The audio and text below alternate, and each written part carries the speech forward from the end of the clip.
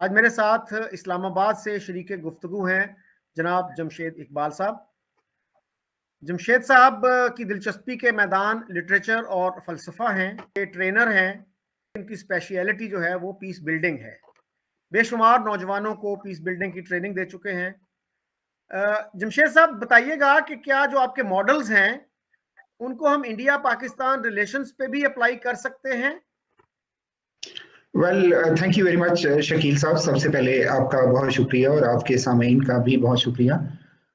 तो हम अगर पीस बिल्डिंग की बात करें तो मेरा इसमें जवाब यस होगा। हम उसे अप्लाई कर सकते हैं। जैसे अभी थोड़ी देर पहले आपसे गुफ्तगू हो भी रही थी कि इसके फादर ऑफ जो पीस स्टडीज हैं वो यूहान गिल्टिंग हैं।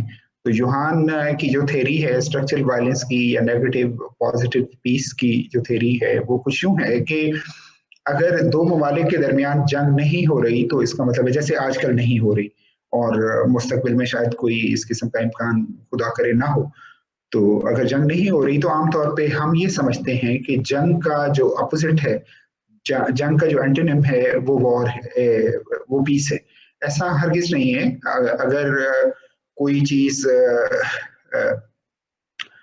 जंग का जो अपोजिट है वो है वायलेंस। और वायलेंस की भी दो किस्में हैं, एक स्ट्रक्चरल वायलेंस है और एक एक्टिव वायलेंस है। एक इनडायरेक्ट वायलेंस है और एक डायरेक्ट वायलेंस है। जंग का ना होना डायरेक्ट वायलेंस का ना होना है। लेकिन अगर दोनों ममालिक में नफरतें मौजूद हैं और दोनों मीडिया के जरिए या कोई और प्रोपेगेंडा की मशीनरी इस्तेमाल करके एक दूसरे के खिलाफ नफरतें बढ़ाई जा रही हैं, तो इसका मतलब है कि वो जो पीस है दोनों ममालिक के दरमियान अगरचे जंग नहीं हो रही, वो नेगेटिव पीस है। क्योंकि किसी भी वक्त वो लावा फट सकता है, वो आतिफिशां फट सकता है कि जो आप नफरतें इंजेक्ट कर रहे हैं लोगों में, किसी वक्त भी ये इस हद तक प्रेशर पॉइंट इस हद तक बढ़ सकता है कि जैसे एक प्रेशर कुकर फट जाता है तो ये भी फट सकती है। तो इस स्ट्रक्चरल वायलेंस की, इस इनडायरेक्ट वायलेंस की मौजूदगी ये जाहिर करती है कि दोनों ममालिक के दरमियान जो पीस है वो नेगेटिव पीस है। और उसे पॉजिटिव पीस में अगर हमें कन्वर्ट करना है तो हमें स्ट्रक्चरल वायलेंस को खत्म करना होगा। दोनों ममालिक के दरमियान अगर मेंबर से इस किस्म की सदाएं एक दूसरे के खिलाफ बुलंद हो रही हैं, मीडिया एक दूसरे के खिलाफ बोल रहा है या लिख रहा है या नफरतें फैलाई जा रही हैं, जब तक उसे खत्म नहीं किया जाएगा उस वक्त तक पॉजिटिव और सस्टेनेबल पीस नहीं होगा।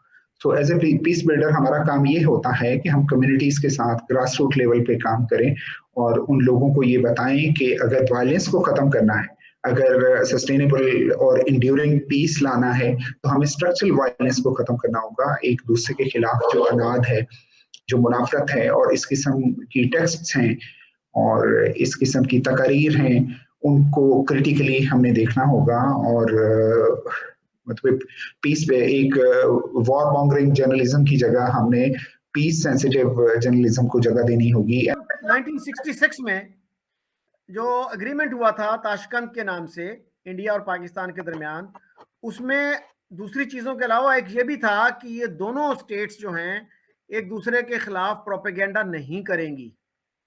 तो जी उसकी किस हद तक पासदारी हुई और क्यों हम एक ऐसा माहौल बिल्ड करने में कामयाब नहीं हुए जिसमें एक दूसरे के खिलाफ नफरत ना हो? तो कुछ लोग ये कहते हैं जी अवाम के लेवल पे नफरत नहीं है, सिर्फ स्टेट के लेवल पे या पॉलिटिशियंस के दरमियान नफरत है। लेकिन मुझे ये बड़ी सिंपलिस्टिक बात लगती है। अगर लोगों में ना हो नफरत तो फिर सियासतदान भी नफरत नहीं करेंगे। तो ये हमारा एक एग्जैक्टली। बहुत ही कॉन्ट्राडिक्टरी सा एक एटीट्यूड है। एक लेवल पे दोनों मुल्कों के अवाम में मोहब्बत भी है एक दूसरे के। अगर आप इंडिया जाएं या इंडियन को यहाँ आए तो उनको बहुत प्यार मिलता है। लेकिन जब हम एक दूसरे से डिबेट करते हैं, टीवी पे हम देखते हैं इंडियंस और पाकिस्तानी, वो शाउटिंग मैच ही होता है। तो ये जो है पैराडॉक्स है, इसको कैसे रिजॉल्व किया जाए? वेल, मैं थोड़ी सी एक जैसे आपने जिक्र भी किया कि मेरा एक मैदान फिलोसफी भी है। और जब कांट, इमैनुअल कांट खासतौर पे लीग ऑफ नेशंस की फाउंडेशनल प्रिंसिपल्स बना रहे थे और उनके ख्यालात ही थे कि जिस पे लीग ऑफ नेशंस बनी और बाद में यूनाइटेड नेशंस बनी, वो एक बड़ी खूबसूरत बात किया करते थे कि हम एक पर्सन को, एक सिटीजन को तो ह्यूमनाइज कर सकते हैं, उसे सिविलाइज कर सकते हैं, लेकिन असल तरक्की की मंजिल उस वक्त आएगी कि जब हमारी रियासतें सिविलाइज्ड होंगी। कि हम कोई भी, फॉर एग्जांपल शकील साहब और मैं, अगर कोई हमसे कोई क्राइम कमिट होता है तो we are answerable to law. तो रियासतों के साथ ये मामला नहीं है। तो वो एक जो आखिरी मंजिल बताया करते थे वो यही बताया करते थे कि जब रियासत सिविलाइज्ड होगी तो हम तब हकीकी सिविलाइजेशन तक पहुंचेंगे। वेल, तो इस किस्म के एथिकल और मॉरल प्रिंसिपल्स को मैं और आप तो फॉलो करते हैं, लेकिन इस वक्त तक बदकिस्मती ये है कि रियासतों की सतह पर ये चीज देखने में नहीं आती, और ऊपर कोई इस किस्म की हम पे एक पुलिस फोर्स होती है या हम पे कोई कानून होता है, लेकिन रियासतें इस किस्म के किसी कानून की पासदार नहीं होती।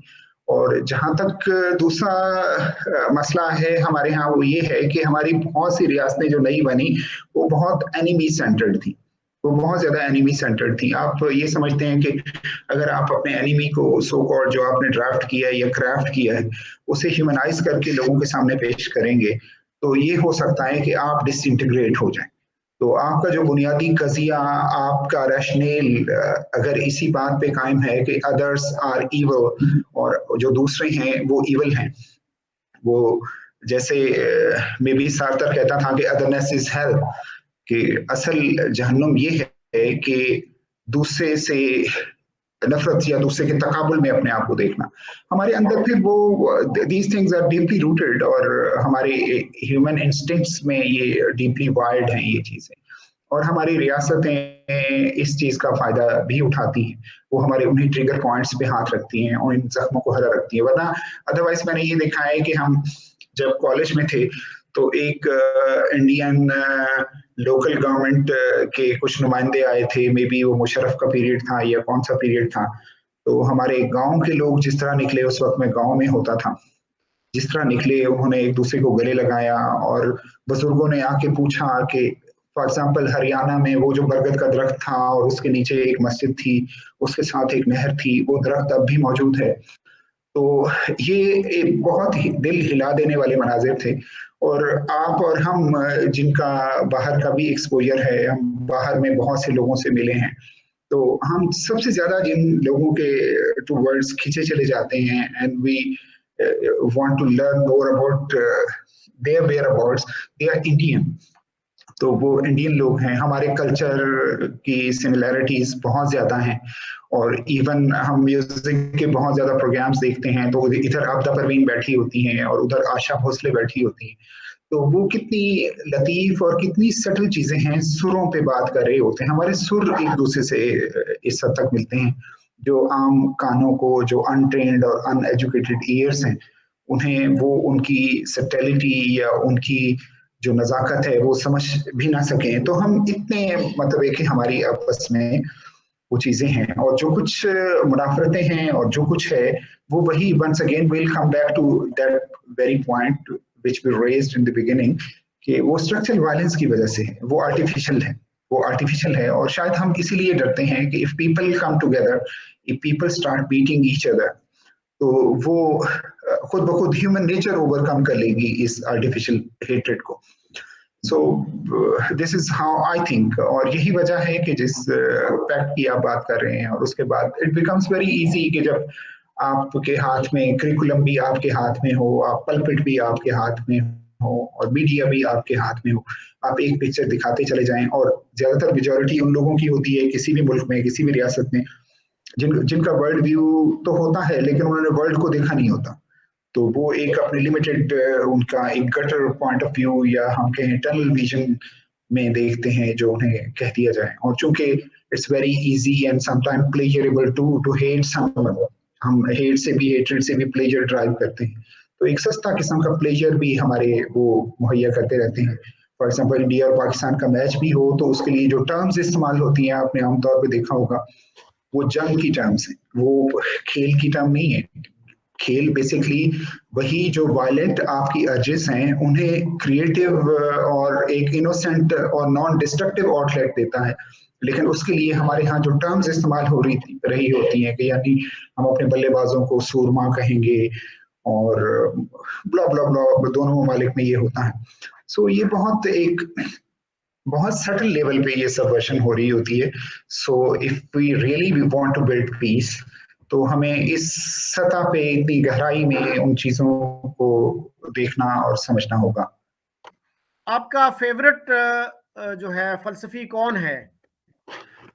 तो वैसे तो बहुत हैं। मीन्स मैंने जैसे इमैनुअल कांट को भी कोट किया, और जैसे लेकिन मैंने वो शुरुआत की तो मेरे जो उस्ताद मैं समझता हूँ जिन्होंने इस दुनिया की फिक्र की दुनिया की सैर कराई, वो बर्ट्रैंड रसल थे ऑफ कोर्स। लेकिन आगे चल के जैसे हाल ही में मेरी किताब फिक्री रिवायात भी शाये हुई है, तो उसमें मुख्तलिफ फिलोसॉफिकल ट्रेडिशंस को का मुतालिया किया है, उसमें मुतालिया किया गया है। और जो अल्टरनेट ट्रेडिशंस हैं, जिसमें Indian tradition is one of the strongest philosophical traditions in the world. और यहाँ पे वो क्रिटिकल फिलोसफी के भी इवन रिवायत इतनी कदीम है जो शायद कहीं ना हो। It would be surprising for many people specially in Pakistan, क्योंकि हमारे यहाँ तो ये बताया गया है कि हम तो खास तौर पे इस प्रोपेगेंडा का शिकार कराए गए हैं कि ये जो हायर ऑर्डर थिंकिंग थी, तो उसके रेसिपिएंट और उसे फैलाने वाले भी कोई और हो सकते थे, हम नहीं हो सकते थे। हमें कुछ हद तक इस जमीन से एक दूरी सिखाई गई है कि जिसमें हम मौजूद हैं। तो हमें तो ये नहीं बताया गया था, पाकिस्तानियों को, बहुत से लोगों को ये पता नहीं है कि यहाँ यहाँ का ट्रेडिशन किस हद तक स्ट्रॉन्ग है फिलोसॉफिकली। तो जैसे अगर वेस्टर्न फिलोसफी बाहर, उसका सारा फोकस बाहर है, तो इसका फोकस अंदर भी रहा है। और जैसे आजकल हरारी ये कह रहा है कि हमने मतलब है कि मच्छर को कंट्रोल करना तो सीख लिया है, लेकिन अपने अंदर के थॉट्स को कंट्रोल करना, अपनी नेगेटिविटी को कंट्रोल करना हमें नहीं आया। तो they were Indian people, they were people of this land जो सेंचुरीज पहले इस पे काम कर रहे थे। सो ये एक छोटी सी एफर्ट थी जिसका दूसरा एडिशन भी अब शायद होने जा रहा है, तो आप तक अगर नहीं पहुंची तो मैं आप तक पहुंचाऊंगा। So thank you. बाद में ये हुआ कि मुख्तलिफ दीगर रिवायात के लोगों को भी पढ़ने का और समझने का मौका मिला। लेकिन मेरी अर्लीस्ट इंस्पिरेशन, क्योंकि अवेलेबल एक गांव में अवेलेबल थे, रसल मुझे अवेलेबल हो गए थे, तो मैंने उनको टोटल पढ़ लिया। तो आप जब एक राइटर को पूरा पढ़ लेते हैं तो आपको वो टोटल क्रिटिकल अप्रोच आप किसी तरह डाइजेस्ट कर जाते हैं। सो जी, दिस मुझे हैपेंड। मुझे एक दोस्त बता रहे थे कि जमाते इस्लामी के प्रोफेसर जो हैं, प्रोफेसर खुर्शीद, आपको पता है कि वो जी एक थिंक टैंक भी चलाते रहे हैं। तो कुछ जी जी नौजवान रिसर्चर्स उनके पास गए और उनसे कहने लगे कि हम अपनी क्रिटिकल थिंकिंग स्किल्स इंप्रूव करना चाहते हैं, तो हम किसको पढ़ें? तो उन्होंने कहा था बर्ट्रैंड रसल को पढ़ें। जी तो और जब बर्ट्रैंड रसल की डेथ हुई थी, तो मौलाना मौदूदी ने भी उस पे ताज़ियत का इज़हार किया था। He also condoled his death. तो उनका जी वाक़ई बहुत बहुत इम्पैक्ट है, और वो फ़लसफ़ा जो है, वो आपको लगता नहीं कि फ़लसफ़ा है, बहुत ही लूसिड और ईज़ी लैंग्वेज में वो डिफ़िकल्ट जो प्रॉब्लम्स हैं, उनको एक्सप्लेन करते हैं। जी, बैक वक्त वो बहुत बड़े एक अदीब भी थे, बहुत बड़े लिखारी थे। तो और उनको जो नोबेल प्राइज़ मिला था, वो लिटरेचर का ही मिला था। एम आई राइट? जी जी, वो जी जी लिटरेचर का मिला था। और वो जो खास तौर पे अगर कोई दोस्त जो सुनने वाले हैं उसमें इंटरेस्टेड हो, जो उनकी नोबेल स्पीच थी, that was an amazing speech. और वो भी एक दफा, अगर हम जैसे इंडिया पाकिस्तान के रिलेशंस की बात कर रहे हैं कि हम में से हर पढ़ा लिखा आदमी एक दफा इफ ही और she goes through it once, so ये हमें एक बहुत मतलब एक हमारे अंदर बहुत मोटिवेशन पैदा करेगी कि हम इस मैदान में काम करें और लोगों को एक दूसरे के करीब लाएं। इसके अलावा मेरे ख्याल में उनका एक आर्टिकल है, why I am not a Christian, जी और ये 1927 का है, एक लेक्चर था उनका। तो उसको भी पढ़े लिखे लोगों को इंडिया में, पाकिस्तान में और बाकी मुल्कों में पढ़ना चाहिए। और इंटरेस्टिंग बात एग्जैक्टली। ये है कि उस वक्त ब्रिटेन में ब्लास्फेमी लॉज भी मौजूद थे, लेकिन उन ब्लास्फेमी लॉ का इतलाक जो है वो बर्ट्रैंड रसल पे नहीं किया गया।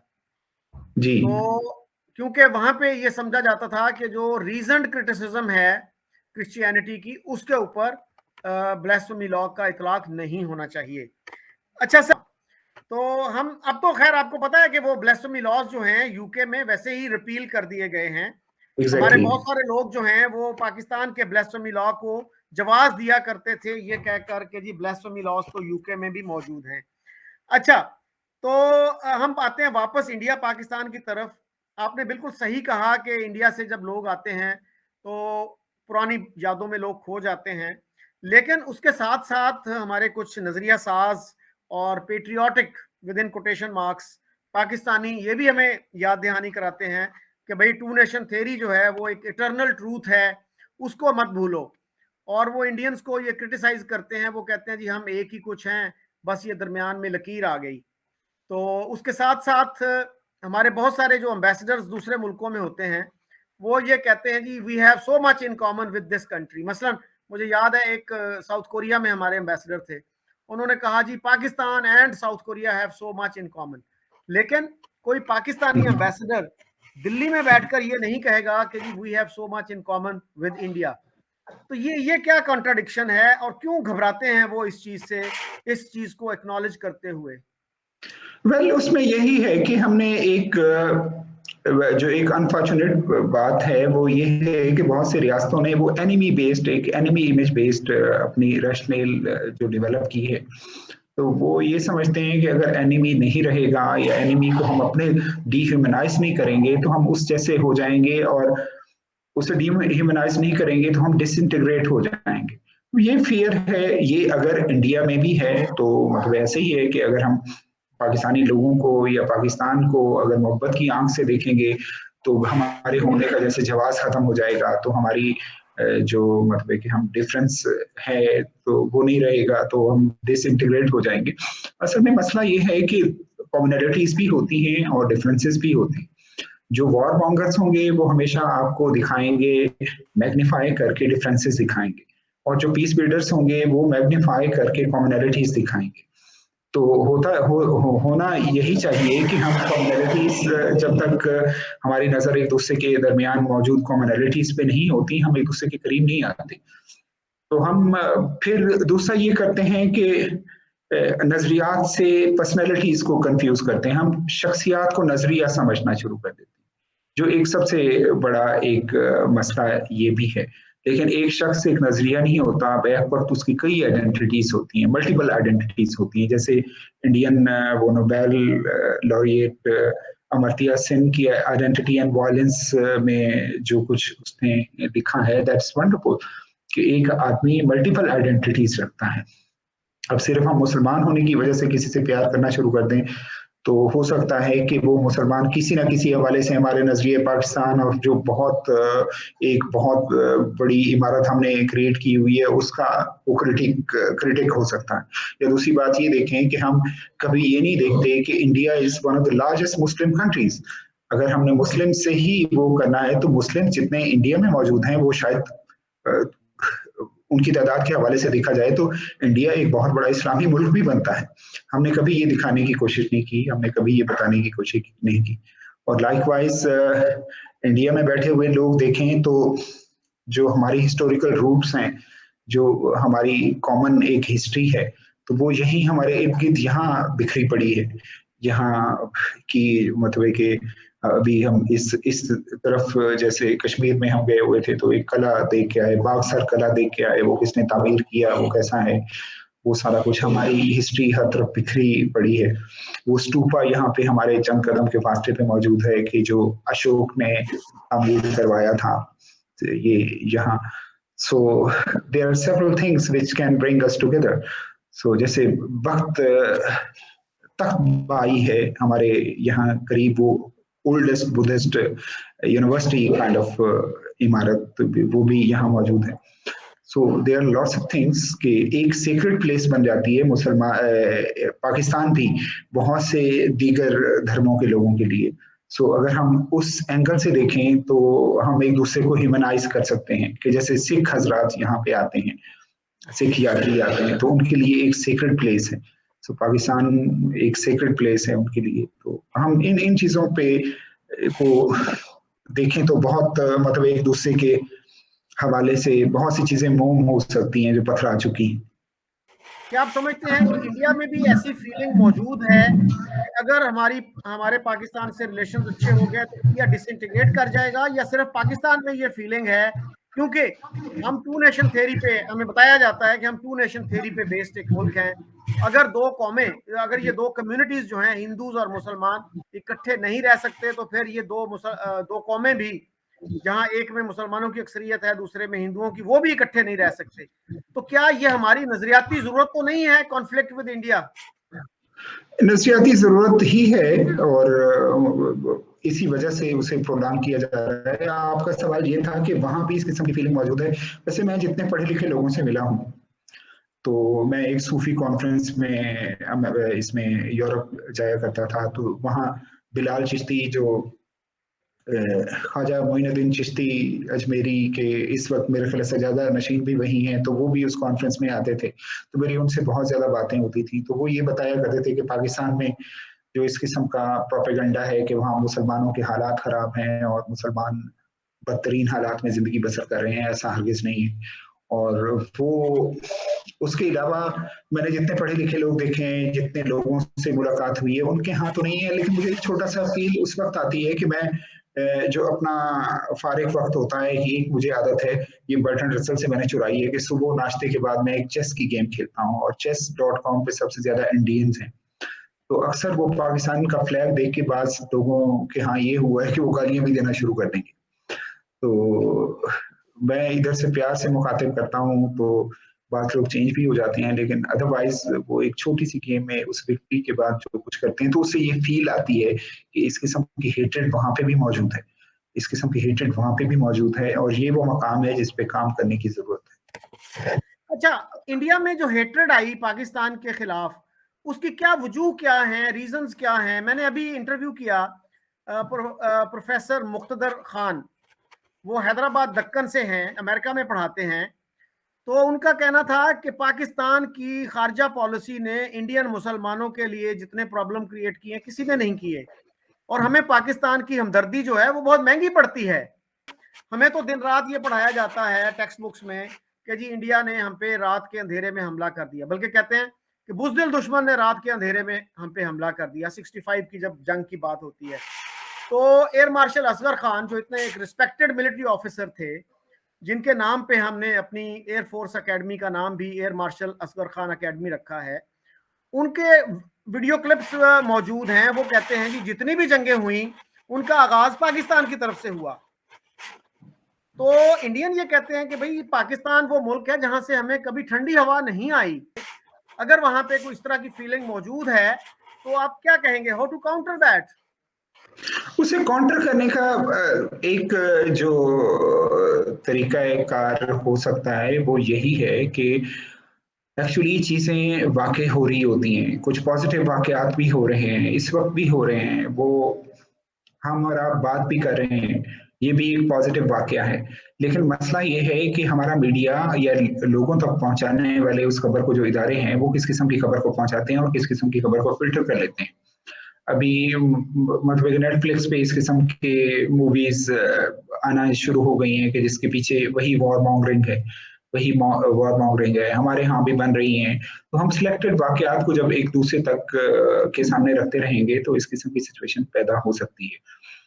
तो ऐसी सिचुएशन में होना यही चाहिए कि एक पीस जर्नलिज्म को हमें प्रमोट करने की जरूरत है, पीस जर्नलिज्म को दोनों ममालिक में प्रमोट करने की जरूरत है, और कॉन्फ्लिक्ट सेंसिटिव जर्नलिज्म को प्रमोट करने की जरूरत है। कि जो काम मेरे ख्याल है आप कर रहे हैं या बाकी लोग कर रहे हैं, कि हमें कम से कम ये इदराक हो जाए कि हम तक जो भी चीज दूसरे के बारे में बताई जा रही है वो फिल्टर्ड है, और वो फिल्टर्ड है, और हम उसे डी फिल्टर करने के काबिल हों, और उस आयरन कर्टन के पीछे देखने के काबिल हों, तब कहीं जाके हम इस चीज को समझ सकेंगे। Otherwise positive things are also happening, positive things, stories, constructive stories भी होती हैं। लेकिन हमने मीडिया का मिजाज कोई अपने का ऐसा बना दिया है कि जब तक उसमें एक किस्म की सेंसेशन नहीं होगी, that news would not be Bible. आपके सामने मैं एक मीडिया हाउस में काम करता था, और जिस दिन धमाका होता था यहाँ पे, जो अनफॉर्चुनेटली धमाके हो रहे होते थे, तो एक दफा न्यूज रूम्स में जिंदगी की लहर दौड़ जाती थी, और एक मैंने पहले ब्रेक किया, मैंने पहले ब्रेक किया, इस किस्म की चीजें होने लग जाती थी। हमने लोगों के आसाब को कुछ उसका वॉल्यूम इतना ऊंचा कर दिया है कि जब तक कोई सेंसेशनल चीज ना आए तो हम उस वक्त तक जागते नहीं है। आपने हमारे यहाँ देखा कि कामरान खान साहब जिस ट्यून में बात कर रहे होते थे, that should be banned on, I am sorry to say, on media, कि आप एक अलार्मिंग सिचुएशन क्रिएट कर देते हैं। Our media is not basically watchable for kids. तो इस पे भी वो लगना चाहिए कि इस पे इसकी इस एज के लोग देखें और इसे ना देखें। तो बात ये हो रही है कि जब तक हम उस आयरन कर्टन के पीछे नहीं देख सकते, क्योंकि बेसिकली चाहे वहां बैठा हुआ आदमी हो चाहे यहाँ बैठा हुआ हो, हम ह्यूमंस हैं। ह्यूमंस में अच्छे भी होते हैं, बुरे भी होते हैं। किसी एक रियासत ने ये ठेका नहीं ले रखा होता कि वो सारे अच्छे लोग पैदा करेगी, और कोई ऐसी रियासत नहीं हो सकती कि जो सब बुरे लोग पैदा करे। तो मीन्स जब जब तक हम इस सारा कुछ के साथ नहीं आते, कॉन्फ्लिक्ट सेंसिटिव जर्नलिज्म लेके नहीं आते और न्यूज लेके नहीं आते और लोगों तक एक ह्यूमैनिटेरियन पिक्चर हम दिखाने में कामयाब नहीं होते, ये रहेगा। और ये जब तक नफरतें रहेंगी, इस पे पल कुछ और रहा होता। और मैं एक बात, सुबह जो आपसे डिस्कशन हो रही थी, मैंने लॉन्जेविटी के हवाले से, एज एक्सपेक्टेंसी के हवाले से आप बात कर रहे थे, हम शुरू में स्ट्रक्चरल वायलेंस की भी बात कर रहे थे। आप दोनों ममालिक के लोग ये जान लें कि जहां स्ट्रक्चरल वायलेंस होता है, जहां लोग दूसरे अनदेखे लोगों से नफरत कर रहे होते हैं, वो आपकी 10 से 15 साल उम्र खा रहा होता है। 10 से 15 साल उम्र आपकी कम होती है उनकी निस्बत, ममालिक की निस्बत जहां ये स्ट्रक्चरल वायलेंस नहीं होता, जहां ये हेट्रेड नहीं होता। तो ये हेट्रेड हमारा खून पी रहा है। हम मरते वक्त एक दिन की जिंदगी हमें दे दी जाए तो उसके लिए हम अपने करोड़ों रुपए कुर्बान करने के लिए तैयार हो जाएंगे, लेकिन हम इस नफरत के देवता पे अपनी जिंदगी के 10 से 15 साल हर आदमी कुर्बान कर रहा है, उसका कोई हिसाब नहीं है। अच्छा जमशेद साहब, ये बताइए कि क्या पीस जर्नलिज्म जो है वो काफी है, या उसके साथ साथ हमें अपनी फॉरेन पॉलिसी पे भी कोई नजरसानी करनी चाहिए कि भाई उससे हमें नुकसान हुआ है। मसलन मुंबई अटैक्स को हम ले लेते हैं, उसमें क्या पीस जर्नलिज्म होगा? एक इंडियन जर्नलिस्ट को क्या करना चाहिए, एक पाकिस्तानी जर्नलिस्ट को क्या करना चाहिए? मैं जब इंडियन दोस्तों से बात करता हूं, वो कहते हैं जी कि पाकिस्तान के अच्छे अच्छे सीरियस माइंडेड लोग, आला ओहदों पे फायज लोग, वो भी हालत इनकार में हैं, डिनायल में हैं। मुंबई अटैक की बात करें, वो कहते हैं जी अजमल कसाब का तो कोई ताल्लुक नहीं था पाकिस्तान से। तो फिर किस तरह से हम आगे बढ़ सकते हैं? पहले तो यही डिनाइल की जो आपने टर्म यूज की है, तो उसमें हम कॉन्फ्लिक्ट में भी यही इस्तेमाल करते हैं कि डिनाइल की हालत से किसी तरह निकालना होता है। हमें पहले तो एक्सेप्ट करना होगा जो दोनों जगहों, दोनों तरफ से जो कोताहियां हुई हैं, दोनों को ब्लेम गेम की बजाय जो हमें एम्ब्रेस करना होगा, हमें मानना होगा और हमें माफी मांगनी होगी एक दूसरे से। तो फिर मामलात जरा आगे बढ़ सकते हैं। अगर हम सिंसियरली चाहते हैं कि इस जमीन को, इस जमीन से मोहब्बत चाहते हैं, इस खित्ते से, हमारा कल्चर, हमारे सुर, हमारे राग रागनियां, हमारे लिबास, हमारा बहुत कुछ, मतलब हमारी रूट्स एक हैं कि एक नहीं रहता तो मतलब कुछ कोई बड़ा काम नहीं हो जाएगा। तो हमें बस पहले इस डिनाइल से निकलना है। अब जब एम्ब्रेस करने पे हम आएंगे, हम एक्सेप्ट करने पे आएंगे, तो मे भी हम एक दूसरे से माजरत भी कर लें जो कुछ ऐसा हुआ है। तो उसमें मतलब माजरत उन्हीं को करनी पड़ेगी जो उसके रिस्पॉन्सिबल रहे हैं। तो अवाम की हद तक, अवाम तक तो जो पहुंचाया जाता है, तो वो कहते हैं कि जो खिलाया जाता है आप वही वॉमिट करते हैं। तो जो वॉमिट कर रहे हैं उन्होंने नफरत अंदर डाली है, तो कर रहे हैं। आपकी ये बातें सुनकर बहुत सारे इंडियंस ये कहेंगे कि आप एक फॉल्स इक्विवेलेंस ड्रॉ कर रहे हैं कि जी दोनों को माफी मांगनी चाहिए, दोनों ने गलतियां की। तो हमें आइडेंटिफाई करना चाहिए कि किसने क्या गलती की। मसलन वो ये कहते हैं कि जी देखिए पाकिस्तान ने कायम होते ही हमारे खिलाफ दुश्मनी शुरू कर दी, जूनागढ़ की एक्सेशन कबूल कर ली विद इन अ मंथ, उसके बाद ट्राइबल इन्वेजन ऑफ कश्मीर करवा दिया। 65 की जंग जैसे एयर मार्शल असगर खान ने कहा कि हमने शुरू की। तो इस तरह से हम जब शुरू करते हैं तो हमें एक रिगरस एनालिसिस भी तो चाहिए है ना, या लूज एनालिसिस से ही काम चल जाएगा कि बस दोनों ने गलतियां की, दोनों ही माफी मांग लें एक दूसरे से? अच्छा, उसको ना मैंने अपनी उस स्टेटमेंट को इफ के साथ क्वालिफाई किया था कि इफ अगर किसी ने की तो इससे क्वालिफाई किया था। और उसके लिए जो फिर आपको पता है कि जो पीस मेकिंग होती है, जो state to state peace making होती है, उसमें ट्रुथ कमीशंस बनते हैं, उसमें बहुत कुछ होता है। तो वो एक मतलब ड्यू कोर्स होता है जिसे फॉलो करना पड़ता है, और उसके बाद ये चीजें इस सतह तक पहुंचती हैं। तो हम चूंकि जैसे अगर मतलब एक वॉर मॉन्गर पैशनेट हो सकता है, तो हम पीस बिल्डर भी थोड़े से पैशनेट हो जाते हैं बाजू का। तो उसमें इफ का वो बाकी है, और उसका डिसीजन वही कोई ट्रुथ कमीशन या कोई इंटरनेशनल बॉडी ही कर सकती है कि किसने किया किसने नहीं किया। क्योंकि हमारे सामने जो भी खबरें आई, जैसे मैं पहले कह रहा था, वो फिल्टर्ड थी, और मोस्ट लाइकली उनके सामने भी जो भी गई उसमें भी कुछ फिल्टर्ड हो सकता है। सो ये हम और आप मिलके ये एक कंसेंसस पैदा कर सकते हैं, लोगों में एक वो पैदा कर सकते हैं। एंड लेटर ऑन जो चीजें होती हैं रियासतों के दरमियान, पीस कीपिंग या पीस मेकिंग का जो अमल होता है, उसका एक पूरा तरीकाकार है कि जो यूएन अपनाता है या इस किस्म की बॉडीज अपनाती हैं। सो उसमें that is not our domain in fact. हमारे एक लीडर थे जुल्फकार अली भुट्टो, जी। बहुत पढ़े लिखे आदमी थे, फलसफा भी पढ़ते थे, हिस्ट्री भी पढ़ते थे, बर्कले भी गए, फिर ऑक्सफोर्ड गए, फिर उन्होंने लंदन से बैरिस्ट्री भी की। और उनकी आप लैंग्वेज देखिए, उन्होंने कहा था हम 1000 साल तक लड़ेंगे। और उसके बाद फिर हमारे जो साइंटिस्ट हैं, न्यूक्लियर साइंटिस्ट, एक कहता है जी हम 15 मिनट में इंडिया को तबाह कर सकते हैं, दूसरा कहता है जी हम 10 मिनट में कर सकते हैं, तीसरा उठता है वो कहता है जी 5 मिनट में कर सकते हैं। दुनिया के किस मुल्क में इस तरह होता है कि साइंसदान इस तरह के बयान देते हैं? क्या कभी इंडियन किसी साइंसदान ने बयान दिया? क्या कभी किसी इंडियन पॉलिटिशियन ने ये कहा कि हम 1000 साल तक लड़ेंगे पाकिस्तान के खिलाफ? वेल ये एक क्विकली पॉपुलैरिटी हासिल करने का या पब्लिक एक्सेप्टेंस हासिल करने का, जिस पब्लिक को इतना उबाल दिया गया हो, इतना बॉयल कर दिया गया हो, उसमें जल्दी पॉपुलर होने का, कम से कम वक्त में ज्यादा से ज्यादा लोगों को बेवकूफ बनाने का आसान तरीन नुस्खा यही रहा है हमेशा, बदकिस्मती से। और कोई भी बहुत जल्दी पॉपुलर होना चाहता है और बहुत जल्दी हमदर्दियां समेटना चाहता है, क्लीन स्वीप करना चाहता है हमदर्दियों का और पॉपुलैरिटीज का, तो वो इस किस्म का बदकिस्मती से इस किस्म का मतलब है कि इस किस्म के बयानात दागते रहे हैं। So which is really very much unfortunate.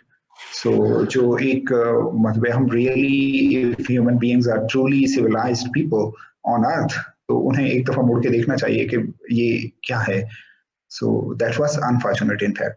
और ये दूसरी तरफ जिस किस्म की सिचुएशन पैदा कर सकता है, वी कैन वेल अंडरस्टैंड। तो सर फिर ये अवाम का कसूर हुआ ना, कि अवाम जो है वो इस तरह के जो लीडर्स हैं, डेमागॉग्स हैं, उनके हाथों बेवकूफ बनने के लिए तैयार होते हैं। जबकि दूसरी तरफ हमने ये देखा कि इंडिया से जब लोग आते हैं तो वो उनको गले भी लगाते हैं, मिलकर रोते भी हैं, मिलकर हंसते भी हैं। तो ये अवाम का क्या है फिर? हमारे अवाम जो हैं, आर दे गलेबल फूल्स? वेल आप ये देखें कि एक रियासत में सिचुएशन क्या होती है, वहाँ इंफॉर्मेशन बहुत हद तक कंट्रोल होती है। मीडिया पे वो दिखाया जा सकता है जो वो कोई मतलब रियासत चाहती है दिखाया जाए, वो नहीं दिखाया जा सकता वो जो नहीं चाहती। करिकुलम में वो पढ़ाया जा सकता है कि जो कुछ वो चाहते हैं, करिकुलम में वो कुछ नहीं पढ़ाया जा सकता जो पढ़ाया जाना चाहिए। तो ऐसी सिचुएशन में ये टोटली अवाम कसूरवार नहीं होती। किसी को भी यहाँ अगर रख लिया जाए जो वहाँ आज पीस बिल्डर बन के बैठा हो, उसे यहाँ रख लिया जाए तो वो शायद ऐसा हो जाता, वो शायद ऐसा हो जाता। आप दूसरे के जूते में थोड़ा सा घुस के देखें, दूसरे को जो लेंसेस लगा दिए गए हैं उसमें देखें, और इस आयरन कर्टन के पार देखने वाले लोग बहुत कम होते हैं। वो तो अवाम बेसिकली बेवकूफ नहीं होती, बेसिकली वो ट्रस्ट करती है कि हमारे साथ झूठ नहीं बोला जा रहा, और जो ये मानता है कि हमारे साथ झूठ नहीं बोला जा रहा वो खुद झूठा नहीं होता। वो खुद झूठा नहीं होता, वो शायद झूठ को इतना बुरा समझता है, वो समझता है कि इस किस्म के लोग कम से कम मुझसे झूठ नहीं बोल सकते। तो हमने बड़े बड़े झूठ जो हजम किए हुए हैं वो सच के नाम पे ही हजम किए हुए हैं। मुझे हम कम से कम ये देखते हैं कि एक दौर में हमने स्टडी देखी कि मीडिया पे ये खूबसूरत चेहरों वाले लोग और इस किस्म के लोग क्यों आते हैं, तो उसके पीछे यही नजर आया, जो खूबसूरत आदमी बोलता है तो वो सच लगता है, और जो एक खास घन गरज से जो मॉर्गन फ्रीमैन के या अमिताभ बच्चन के स्टाइल में बोलता है या यहाँ के जिया मोहिउद्दीन के स्टाइल में बोलता है, तो उसका झूठ भी सच लगना शुरू हो जाता है। अब ये सारा वो इस कॉस्मेटिक्स के पीछे देखना बहुत ज्यादा क्रिटिकल थिंकिंग को डिमांड करता है कि आप क्रिटिकली चीजों को खुद इवेल्युएट कर सकें, सिफ्ट कर सकें, you may be able to shift right from the wrong, truth from the lies. तो इसीलिए टाइम एंड अगेन मैं ये भी कह रहा हूँ कि क्रिटिकल फैकल्टीज डेवलप होनी चाहिए, लोगों में होनी चाहिए, ताकि झूठ और सच का, हिस्ट्री में क्या हमें झूठ पढ़ाया गया है और मीडिया पे क्या पढ़ाया जा रहा है और बताया जा रहा है, इस किस्म की सेंसिबिलिटीज जब तक लोगों में पैदा नहीं होती उन्हें बेवकूफ बनाया जाता रहेगा। और दिस इज हाउ आई। बात नहीं कर रहा जो गांव में रहता है, जिसने स्कूल कॉलेज का मुंह नहीं देखा, ऐसे लोग जिन्होंने मास्टर्स किया है यूनिवर्सिटियों से, अच्छी यूनिवर्सिटियों से, पीएचडी किया है, बाहर के मुल्कों में भी गए हैं, ऐसे ऐसे पाकिस्तानी जो 30-30 साल से इंग्लैंड में, अमेरिका में, कनाडा में रह रहे हैं, उनकी भी थिंकिंग मैंने ऐसी देखी है। इसका क्या इलाज है? वेल, एक तो जो बुनियादी इंसान की तालीम होती है, जैसे हमारे गांव में कहा जाता था कि चूल्हे पे जो आप तालीम हासिल करते हैं वो आप कभी नहीं भूलते। एक तो ये है कि वो हम जैसे शुरू में कांट की भी बात कर रहे थे, तो रसल ये कहते थे कि कांट से क्रिश्चियनिटी इसलिए नहीं निकल सकी क्योंकि माँ उसे गोद में बिठा के बाइबल पढ़ाती थी। जब इमैनुअल कांट जैसा आदमी उस पहली तरबियत से नहीं निकल सका, तो इससे निकलना कि इज वेरी डिफिकल्ट टास्क। और फिर इन लोगों की कम्युनिटी जो होती है वो लाइक माइंडेड इसी किस्म के लोग होते हैं जो इन्हीं चीजों पे बिलीव करते हैं। और एक जो इंसान के अंदर सबसे बड़ी खराबी है वो हम उस क्रिटिकल थिंकिंग की जुबान में कहते हैं कंफर्मेशन बाइस। कंफर्मेशन बाइस ये है कि वो कुछ सुनूंगा कि जो कुछ मैं सुनना चाहता हूँ, मैं अपने बाइसेस को कंफर्म करने के लिए लोगों से मिलूंगा, मैं अपने बाइसेस को कंफर्म करने के लिए पढ़ूंगा, मैं बाइसेस को कंफर्म करने के लिए लोगों को सुनूंगा। तो दिस इज वंस अगेन एक ह्यूमन कमजोरी है, वीकनेस है कि वी ऑल शेयर। सो ये कोई अचंभे की बात नहीं है। और यहाँ आप तालीम की बात करें तो मैं तो नहीं समझता कि यहाँ पाकिस्तान में खासतौर पे कोई तालीम दी जा रही है। तो time and again I say that we are being educated into ignorance. So यहाँ की आपके सामने मैं इस्लामाबाद की अच्छी अच्छी यूनिवर्सिटीज में मैंने पढ़ाया और जहाँ जो सूरत हाल में देख के आया, तो दैट इज पिटीबल। एंड उस पर हम तनकीद कर सकते हैं, लिख सकते हैं, बोल सकते हैं, but we can not change it. So उससे अभी चेंज होने में बहुत देर है। जिस किस्म की तालीम जहाँ दी जा रही है, एंड हम मुझे बाज़ का लगता है कि वो वडेरे जो तालीम की मुखालफत करते थे, अगर तालीम ये है तो वो दे वर राइट। इस किस्म की तालीम से तो जो कुछ हमारा जहाँ के लोग खुद अपनी आंखों से, अपने के एक्सपीरियंसेस से जो कुछ उन्होंने लर्न किया हुआ था, जिस तरह वो जी रहे थे, इनसे तो वो अच्छे हैं। अब सुबह के टाइम हम बाहर निकलें तो पाकिस्तान की सूरत हाल ये है कि लगता है कि पूरी दुनिया स्कूल जा रही है, पूरी दुनिया के बच्चे स्कूल जा रहे हैं, वैन ही वैन हैं, सारा कुछ।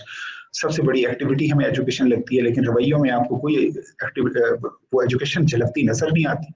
ये तरतीबी यहाँ है, वायलेंस यहाँ है, सब कुछ यहाँ है। तो वो ये क्या है?